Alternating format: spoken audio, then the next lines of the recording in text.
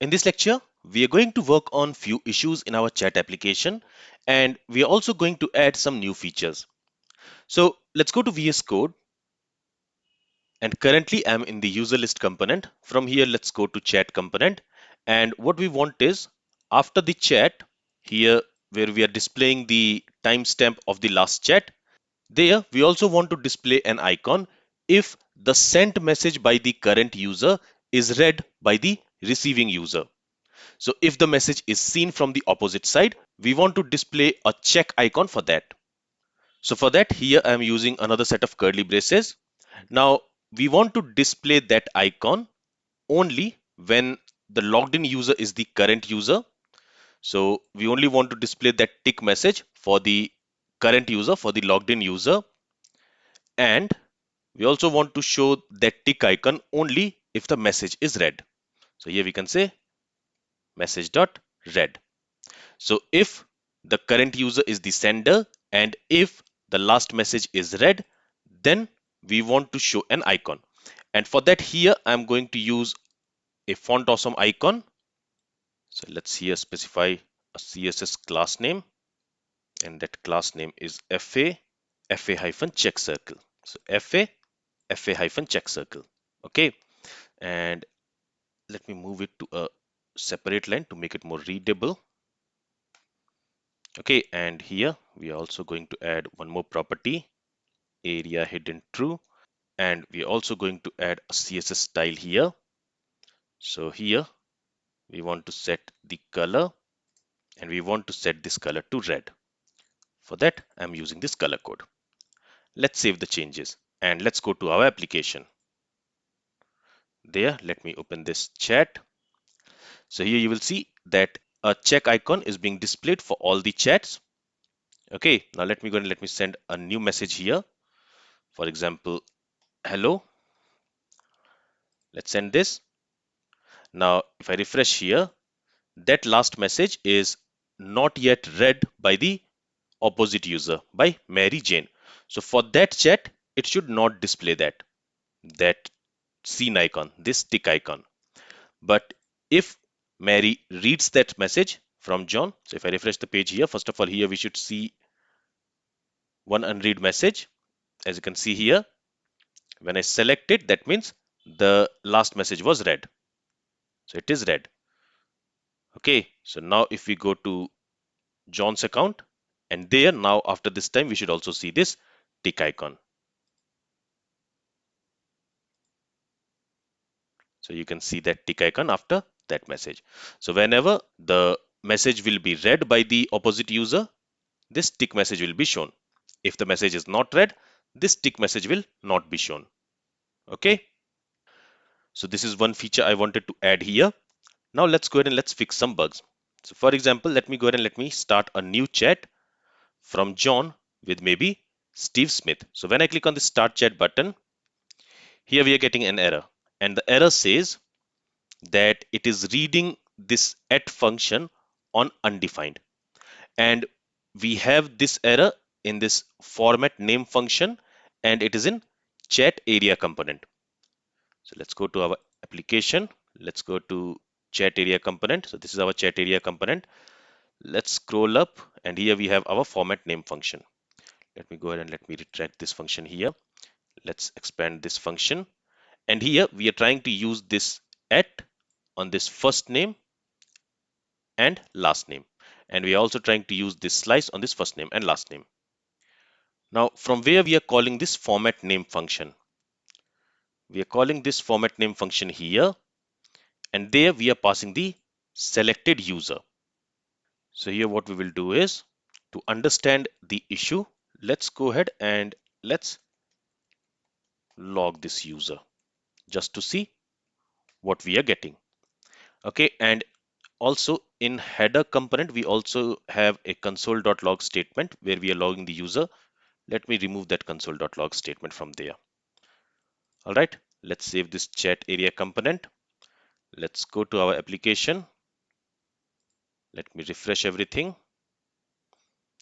Let's open developer console, and you will see that the chat has already been started. Okay, so let's go to console. Let's clear everything here. And All right, now let's search for a user. Mark what? So for him, let's start the chat. Okay, so this is done. Now somewhere it should also log the message. So at chat.js, line number 86, it is logging something. Okay, here it is logging an ID. So it's at line number 86. Let's go to line number 86. So at this line, you see this user is nothing but a user ID. Okay, so basically this selected user, it is storing a user ID. It is not storing a user object from where we can read the first name and last name.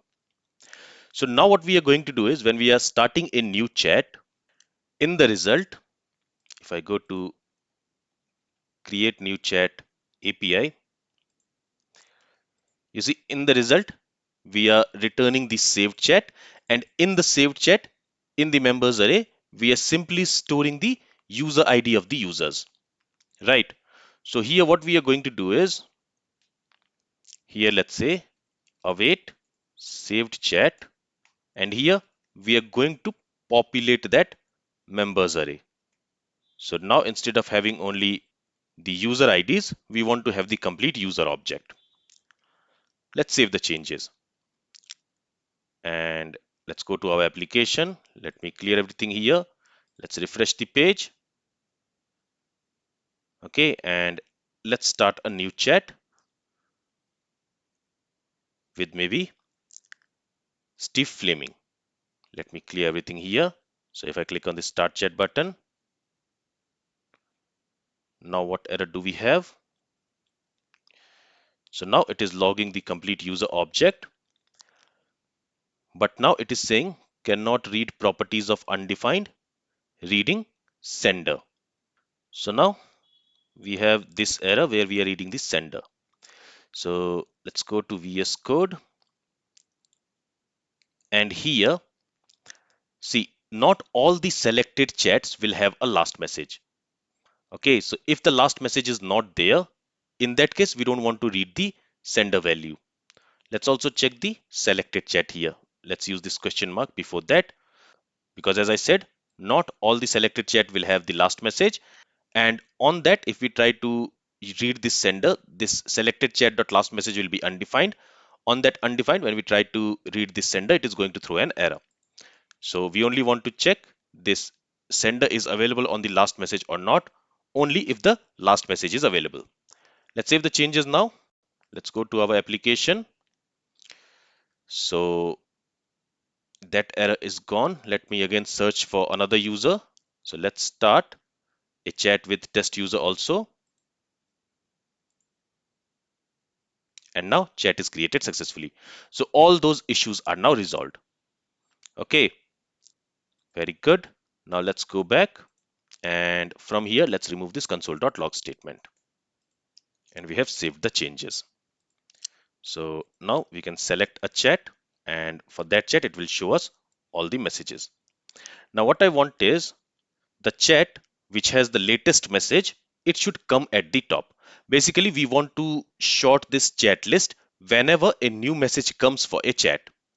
Currently what is happening is, even if I send a message here, for example, hi, so the chat between John and Mary will be updated, right? So in that case, what I want is when that chat is updated, it should move to the top. But currently it is still on the second position, but it should move to the top. So we want to sort this chat list based on the last message timestamp. Okay.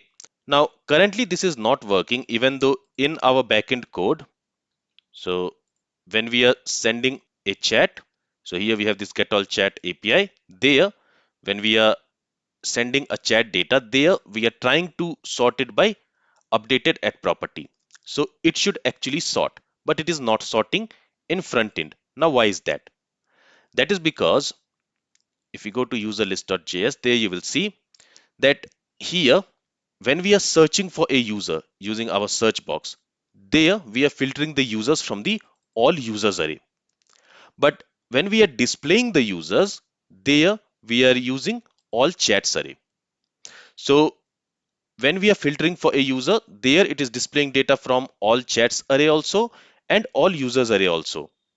And because of that, sorting is not working here. So here what we need to do is we need to do some refactoring in this code so that our chats will update whenever a new message comes for a given chat. So for that, what we are going to do is here I'll create a function. Let's call it get data. Okay, and here I'm using a regular function syntax, but you can also use arrow function syntax. Here I'm going to write a condition. If search key is equal to empty string, in that case, we want to return the all chats array. Okay, so if the search key is empty string, in that case, we want to return all chats array. Otherwise, what do we want to return? We want to return those elements from all users which satisfies the condition which we are going to pass to this filter method. Okay, so here for each iteration, we are going to get the user object. Here we want to check. So I'm going to write this condition.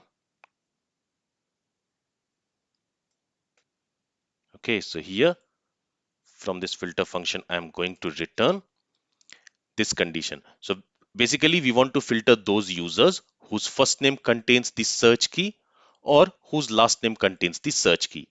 And we want to return all those users.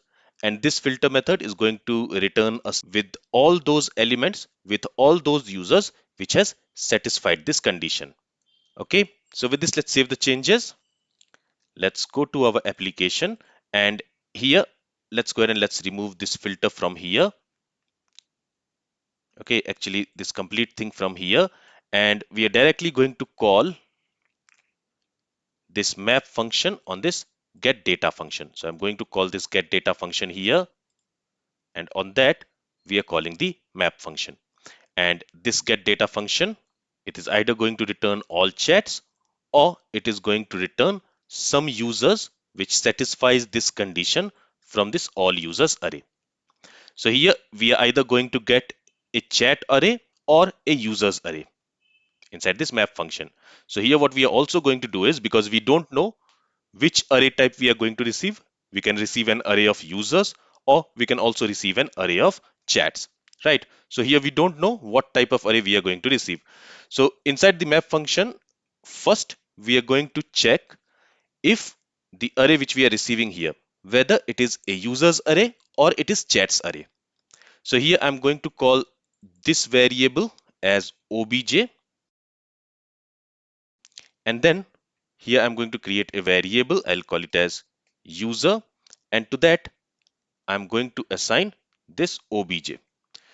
So we don't know what type of obj this is, but at this point that doesn't matter. We are simply going to assign it to this user variable, and then we are going to check if obj contains a members array. Okay, so here this get data is going to return us an array. For each iteration, we are going to get an object here. That object can be a user object or it can be a chat object. So it doesn't matter which type of object it is. First, we are assigning it to this user variable, and then we are checking if that object contains a members array or not. Okay, if that object contains a members array, that means that object is of type chat, because only chat objects has the members array. The users object does not have the members array, right? So in that case, we are going to assign this user with obj dot members dot find, and here we know that in the members array we are going to have two user objects. So from those two user objects, one user will be the logged in user and other user will be that user with whom the logged in user is chatting. So we want to get that user and we want to assign that user to this user variable.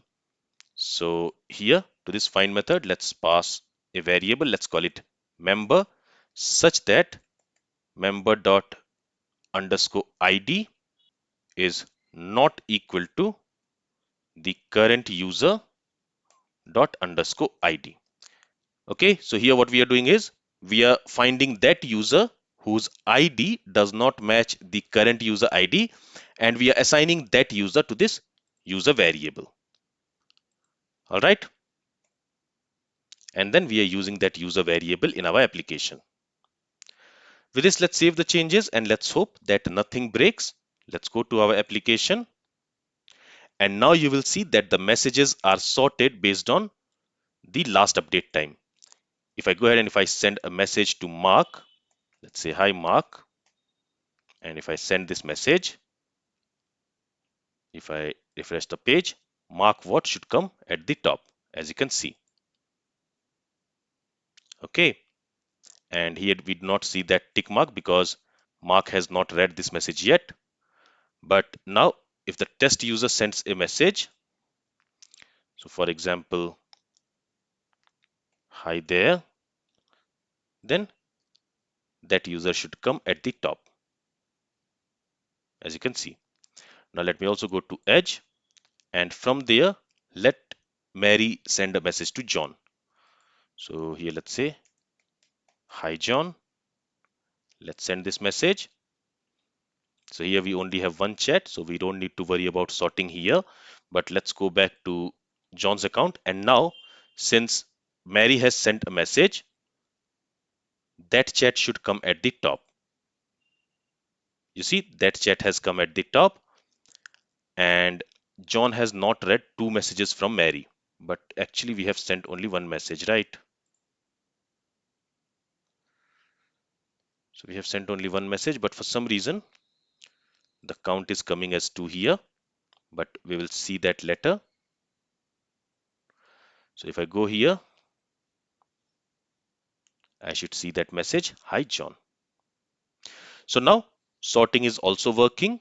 We are also displaying these ticks for the red chats, and we also fixed some of the bugs which we introduced in our last couple of lectures. So this is all I wanted to cover in this lecture. From the next lecture, we are going to start working on sending and receiving real-time messages with the help of WebSockets. So this is all from this lecture. If you have any questions, then feel free to ask it. Thank you for listening and have a great day.